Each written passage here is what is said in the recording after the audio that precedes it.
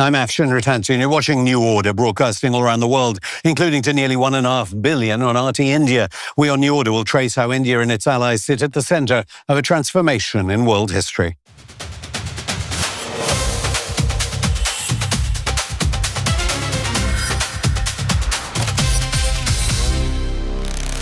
The global order isn't collapsing, it's being rewritten. And this week, several chapters changed at once. The UAE quit OPEC, a unilateral exit effective May the 1st. The cartel that has impacted the price of oil for half a century is fracturing, and the country that just walked out of it is the same country that Prime Minister Modi is flying to in about a week's time on his way to Europe. Modi will focus on energy security and the regional situation following National Security Advisor Doval days ago and Jaishankar the week before. Abu Dhabi is now arguably the most diplomatically trafficked city on earth.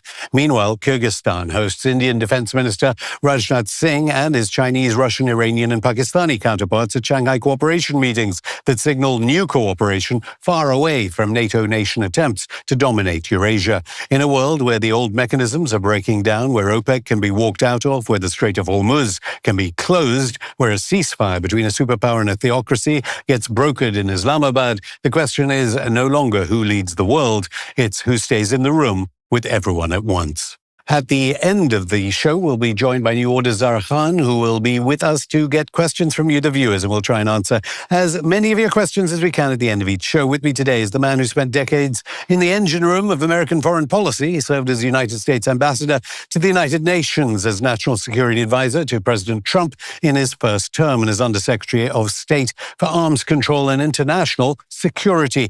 He joins me now from Washington, D.C. Ambassador John Bolton, thanks so much for coming on New Order. Before we get to what you've called the most consequential decision of Trump's presidency, I have to ask a quick question, your reaction to the Comey, ex-head of the FBI, being indicted for trying to assassinate Trump. Ridiculous or fair revenge for his Russia hoaxing?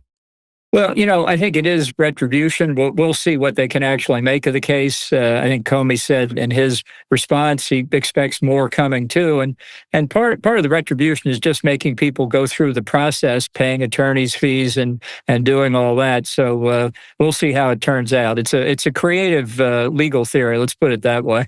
I mean, do you think, your first indictment was anyway dismissed? I know the next trial is on completely different grounds. Do you think the DOJ is weaponized?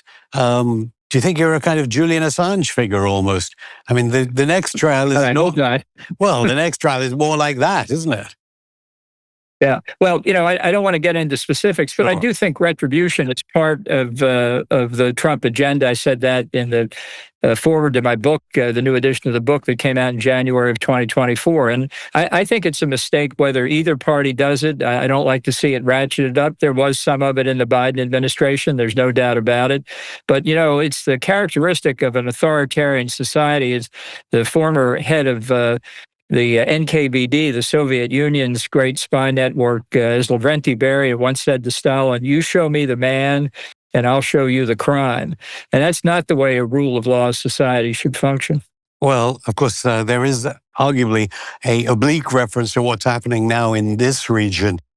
With the war on Iran, millions killed, wounded, or displaced, mainly displaced, of course. You've intimated, I see, that you believe the war in Iran may nearly be over. Well, I don't think it's over because I don't think we've done the necessary work to solve the problem in the way I think it has to be solved, which is through regime change. I think there were a lot of things that needed to be done that haven't been. It's not too late to do them, but it's not clear to me at this point that Trump really knows what his objective is. And of course, that makes it a lot harder to figure out how to achieve your objectives if you're not sure what they are. So, I mean, what do you mean regime change? I mean, you'd background forces going in. Of course, they may have already gone in by the time this interview is being broadcast. No, I don't think it's necessary. I think if you look at Iran with I think a sophisticated, well-educated population, this regime was in trouble long before the war started. for years, its economy has been in desperate straits. That's what the people were demonstrating about all over Iran in December and January before the government massacred upwards of 40,000. The economic situation isn't demonstrating necessarily for a complete change of regime. I mean, intel. Well, I think the people understand. Yeah, I think the people understand that the regime is the problem. Not only is the economy bad, they're running out of water. The irrigation policies of the government to develop what they consider, what the Ayatollah Khomeini, the original supreme leader, wanted, which was complete agricultural autonomy, has devastated the groundwater. I mean, they're even talking about having to move the capital out of Tehran. That's how bad it is. Yeah, but I mean, so the economic had polluted water. That's not a reason for changing the regime in the United States. I mean, who's telling you? Let me tell you, the people. Where are you getting this information from? From people who know the situation inside Iran. There wouldn't have been the demonstrations on the economy have gone on since 2018, almost annually, as the situation has continued to deteriorate. But there are other causes of dissatisfaction. Young people under 30 comprise 70% of the Iranian population. They know they could have a different way of life. They can see it on the internet when the government allows the internet to function. They can see it across the Gulf in places like Doha and Dubai. So the young people are dissatisfied. The women, for over 3 years now, since the murder of Mahsa Amini, the young Kurdish woman who was killed by the besieged militia for violating the Ayatollah's dress code, the women have fundamentally challenged the basic legitimacy of the Ayatollahs themselves, who say, they speak with the word of God, and the women say, not on the dress code. And it's not just about what they wear. That says the Iranian government said that case has completely been hijacked by those supporting, the Shah. You don't believe that the country blames the United States? Let me just tell you, when 50%, you don't believe they blame the United States? Of the population, 50% of the population don't like what happened to Mahsa Amini. And when 50%, meaning the women, turn against you, that's a serious problem. There are grandmothers in Iran who remember what life was like before 1979. And the reality is, it's not just about social mores, it's about the legitimacy of the regime itself. Because if the Ayatollahs don't speak the word of God on the dress code, they don't speak the word of God on anything. And then finally, just so your listeners are completely filled in, ethnic groups in Iran are significantly dissatisfied: Kurds, Azeris, Baluchis, and others. So the regime is at, I think, the weakest point it's ever been since it took power in 1979. I mean, I should say I lived in Iran. I didn't really see any of this. And I've got to say, surely they would blame the sanctions as the reason for the economic problems. And the sanctions come from Washington. And as regards economic problems, no one in the world was saying that the United States regime needed to be overthrown because Occupy Wall Street was on the front pages of headlines all over the world. You don't think they're going to blame the sanctions? Oh, Occupy Wall Street amounts to about 1/1000th of 1% of the American public opinion. I think in Iran, if it were possible to take a free and fair public opinion analysis, it'd be 75 to 80% of the people opposed to the regime. And those supporting it were largely those who depended on the regime, the bureaucracy, the Revolutionary Guard, and the military. This is really, I think, and we've had other developments because of the war that show that the Gulf Arab states who tried to appease Iran, they tried to find a way to allow Iran to do what it was doing as long as they didn't challenge them directly. I think the Iranian attacks on the United Arab Emirates, Saudi Arabia, Qatar, not on U.S. bases, not on Israel, but on civilian targets in the Gulf Arab states, have fundamentally changed attitudes there as well, making the regime in Tehran even more of a pariah than it was before the war began. Yes, certainly there are complications in the GCC for those attacks. But you don't believe that, given Donald Trump's lack of popularity, that even Donald Trump would be supported by a majority of Americans if the United States was being bombarded. You just don't, I mean, you're a former national security advisor. You would never advise a president that bombing another country leads to a rally around the flag mentality within that country. Oh, listen, I tell you, the people in Iran today, by and large, understand that the targets that we've gone after, first the air defenses, then the instruments of state power that repress the people, like the Revolutionary Guard, like its Basij militia, like the Quds Force that threatens its neighbors, the military infrastructure, the military production, they can see that these attacks are discriminate and that they're not aimed against the Iranian people. In terms of, because all the Iranians, that's what's interesting. Let's look at a little history here. It's an intel situation, isn't it? You're hearing from some Iranians, others are hearing from other Iranians. It's a country of 90 million people. We know from prior interventions after 9/11 that again and again, the consequences of U.S. actions have not led to what the intelligence led the perpetrators. This is not from intelligence. This is from people talking to people inside Iran. And I think history is important to look here. I mean, under the theory that bombing always turns the inhabitants of a country against those doing the bombing, that would imply that the German and Japanese populations have hated America since 1945. And in fact, we can see the exact opposite, because the people understood under the Nazi regime in Germany and under the imperial government in Japan, it was the people who were the victims of the government, and that the destruction of those governments was for their benefit. And the same is true in the case of Iran. I knew you'd go to the Nazis that quickly. Look, clearly in this region, there are still conversations being had, the UAE, with Iranian counterparts. India is still talking to Iran. Russia and China, of course, are. Iran doesn't see itself as isolated at all since this war began. Why do you believe Trump did this? Was it Miriam Adelson? Why did he do this? Well, let's go back to the UAE for a minute. I mean, I think there's significant events that are occurring here. I think the withdrawal of the UAE from OPEC, the Organization of Petroleum Exporting Countries, won't have a direct effect on the war, but it's a sea change in the region, and I think will allow the UAE to draw closer to Israel, and I think it will also result in lower prices of oil as the UAE and others pump more when they're not constrained by OPEC quotas. Look, yeah, it's true that Iran is close to Russia and China. That's not a recommendation. That's a problem because the Russia-China axis, I should say the China-Russia axis, because China is clearly the dominant partner, unlike the Sino-Soviet alliance of the Cold War. That is a threat not just in Europe and Ukraine, not just to Taiwan across the strait from China, but really all along the China-Russia periphery. So it's something that when you see an outrider like Iran that's really buttressed by China and Russia, that should be something that does concern people. Yeah, well, it wasn't so much Russia and China, the big bugbears of U.S. foreign policy wonks. It's the entire global South, isn't it, that I don't see think the United States as the aggressor. I don't see it. The Philippines is making deals with Iran.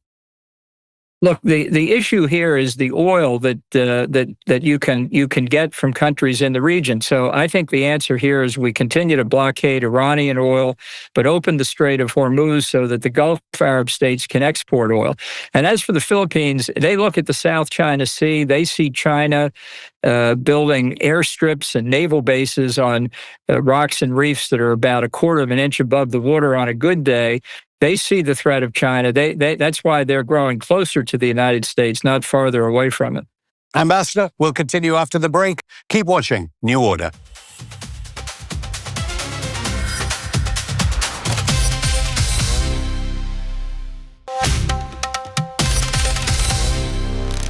You're watching New Order.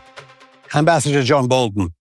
Well, you mentioned OPEC, of course, in part one. What do you think that decision actually means? Do you think it's oversold in the United States media, that this signals immediately that the UAE is going to somehow do America's bidding at the expense of a more unified Arab world? Or do you see it as actually the UAE forging alliances within the Shanghai Cooperation Organization and BRICS? Of course, the UAE and Iran, the newest members of BRICS. Yeah, look, I think the UAE is showing its growth and maturation. I think all cartels eventually break down, and in many respects, I think it'll benefit the Saudis in the long term as well. But the point is that just shows that even momentary coalescences like that ultimately don't survive. But I think it's really a problem more for Iran because as alternative sources of oil, finance, and other things open up, Iran just becomes less necessary. I mean, one thing that the UAE did very early in the war is cut off Iran's use of Dubai's financial institutions to launder its money out into the international banking system. So it's another major blow for the Iranian regime.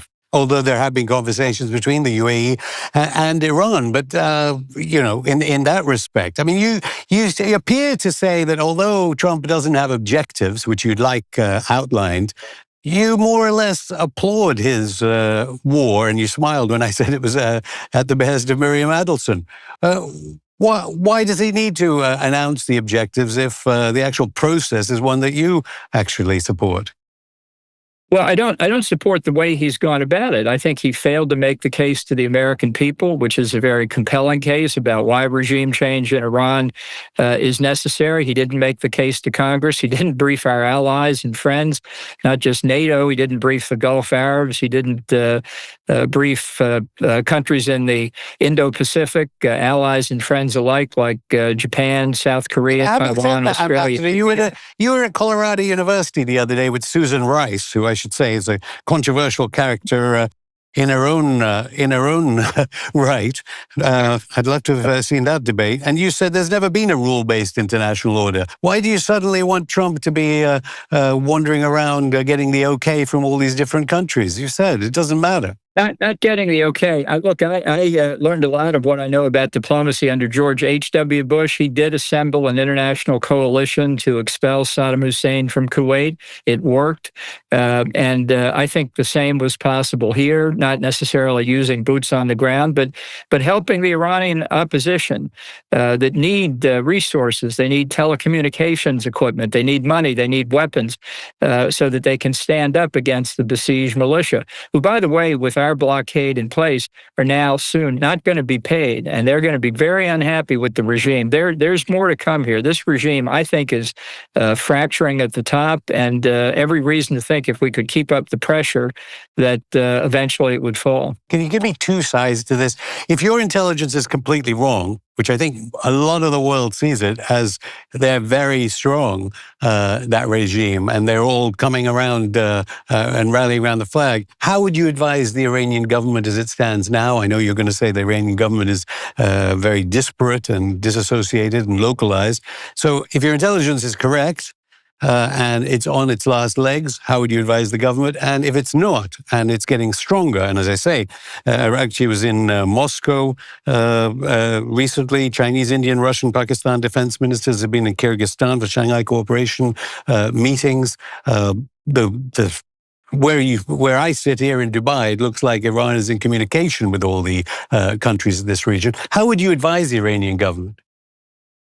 Well, I think Foreign Minister Araghchi is probably in Moscow checking out the apartments where he might live in exile after the regime falls.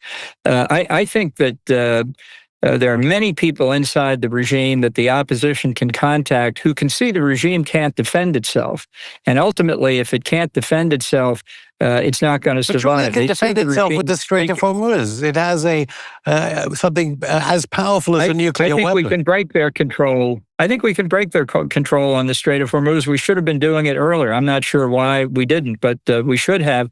I think you're going to get defections from the regime. I think this is, as it crumbles from the inside, it could collapse quickly. But we need to do more to help the opponents, who are really the overwhelming majority of the population of Iran. How regarding opening the Strait of Hormuz? How can you open the Strait of Hormuz?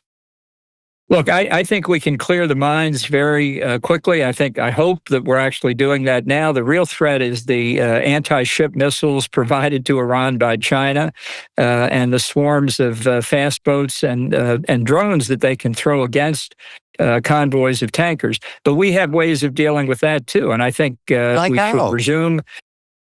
Well, you finished destroying the missiles, the missile launchers, the drones. We've already destroyed their production facilities. They're not making any new drones, missiles, or mines in Iran because they've been destroyed. And in the first wave of attacks, we've eliminated most of their capacity. Some say there's perhaps 25% more to destroy. So I say, fine, let's get on with it. That's not what is being said at all in this region. They have massive underground installations of these missiles, and their manufacturing is going full speed ahead. Well, that may be what the Iranian government says, but they'd be wrong on that. And it shows how they treat the people of Iran. Like the Hamas fortresses, tunnels under the Gaza Strip, while the people were in dire economic straits on top of it, the people of Iran have been neglected by the Revolutionary Guard and the government to help entrench themselves in power. So they've been at it for 47 years to build this super deep state. We've been after them for 6 weeks. I think we're making good progress. It will take 47 years by a long shot. Comparison then, Gaza's still there, despite what's happened and the onslaught of... I mean, isn't there another element to this, which is Iran hasn't even started to launch Khorramshahr missiles at Israeli targets. So it's using the Strait of Hormuz as its weapon at the moment.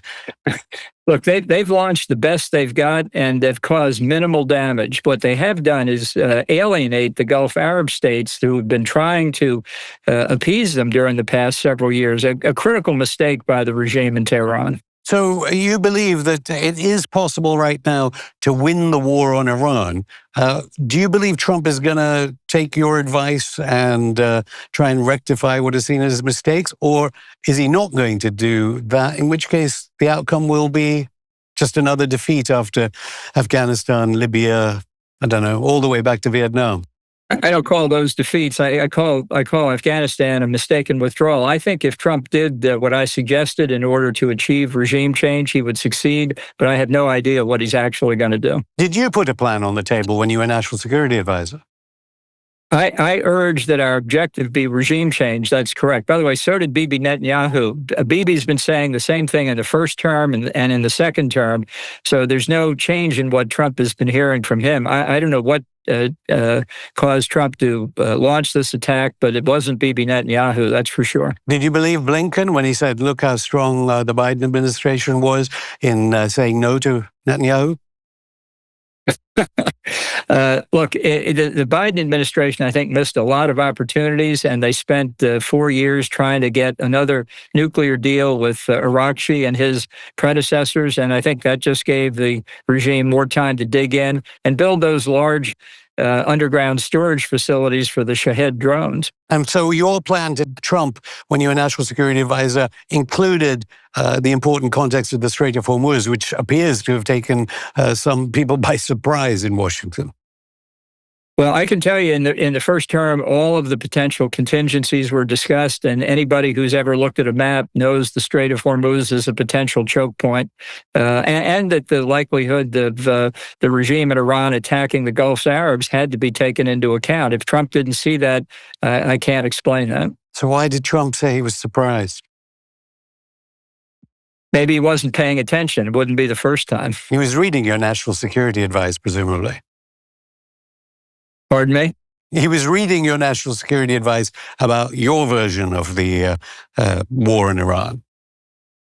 Well, he didn't follow it if he was reading it.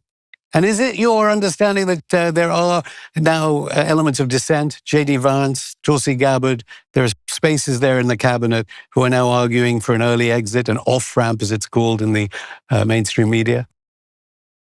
Yeah, I think there are isolationists in the administration who are arguing that point. I'm going to have to go here in a minute. We've gone a little bit longer than I anticipated. Not that I didn't enjoy every minute, but I do have to go here. Ambassador John Bolton, thank you. Thank you. Always a pleasure.